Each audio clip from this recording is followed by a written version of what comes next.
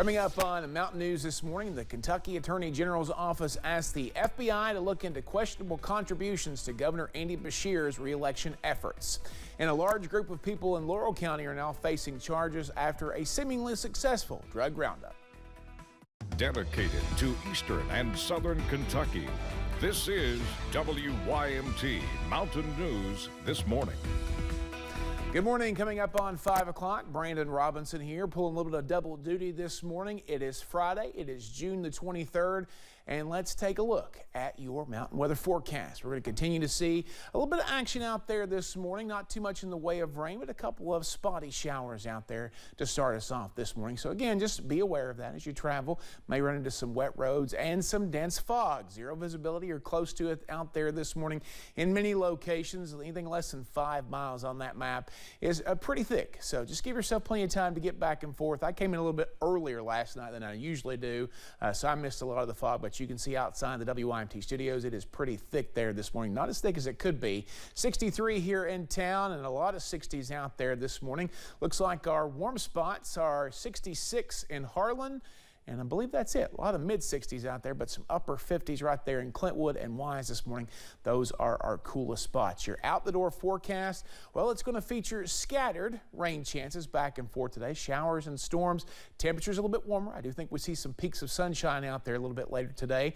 But again, one of those days is back and forth as we continue to track toward the first weekend of summer. More on that full forecast in just a little bit. Back to news. The Attorney General's office is asking the FBI to look into those questionable over-the-limit contribution to Governor Andy Beshear's re-election campaign. Attorney General Daniel Cameron says the allegations are that $200,000 came from the London mayor. Then a $1.4 million contract was awarded to the city. Governor Beshear has stated previously that numerous grants were awarded across Kentucky. Beshear's campaign has stated any campaign contribution that is over the limit will be refunded, including those from Mayor Randall Weddle. People are sick and tired of pay-to-play politics. They're sick and tired of the way that Democrats, when they get in the governor's office, treat the office. Do what's right and to work directly with the regulators. My understanding is that the campaign has met each of those requirements.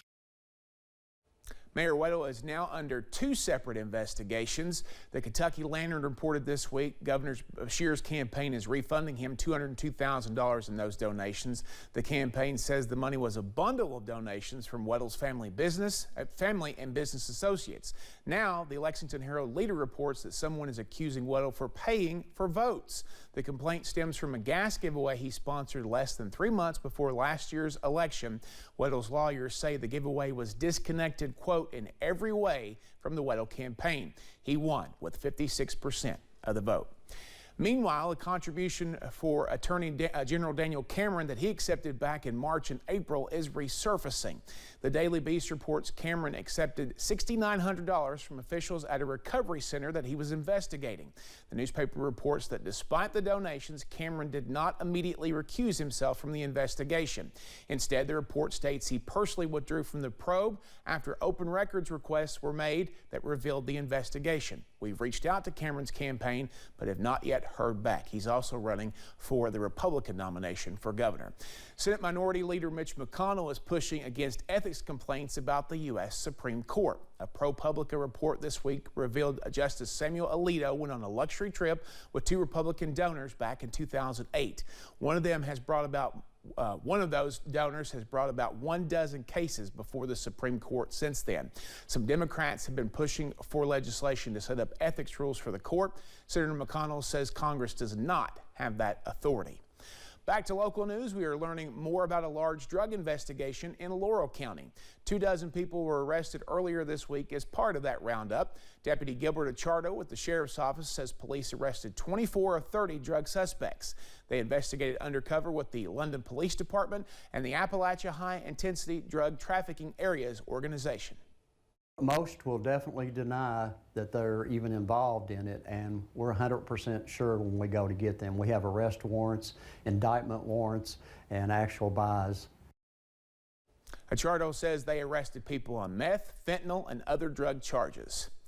A group is trying to restore voting rights for Kentuckians who have been convicted of a felony. As it stands right now, people in Kentucky who have been formerly incarcerated cannot vote unless they individually petition the governor to get that right back. The Kentucky Equal Justice Center and the Fair Election Center came together to change that. They explained to the Sixth Circuit Court of Appeals why they believe the current process for restoring voting rights is unconstitutional. The groups have also filed a lawsuit against Governor Beshear for keeping what they call an arbitrary system in place. So more than twice the rate of disenfranchisement for Black Kentuckians because we over-police and over-prosecute those communities. Kentucky is one of the only states where the governor does not have any set criteria to reestablish voting rights. That's the only option for people who have been convicted, is to ask the governor themselves. Thursday marked 1 month since the murder of Scott County deputy. Police say Stephen Xingchang shot Caleb Conley during a traffic stop and then continued on a violent rampage into Fayette County. Grand juries in both Scott County and Fayette County are considering charges against him. There have been numerous benefit events for Deputy Conley's family. He was laid to rest in Cynthiana over in Harrison County.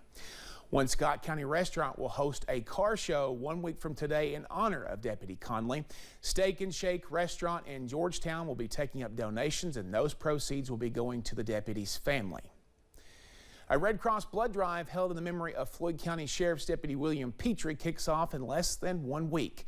The deputy, who is also the Martin City Fire Chief, lost his life in the line of duty on June 30th last year in the Allen ambush. He was a blood donor and understood the importance of blood donations. The blood drive will be held at the Mountain Arts Center in Prestonsburg next Thursday from noon until 5:30 p.m.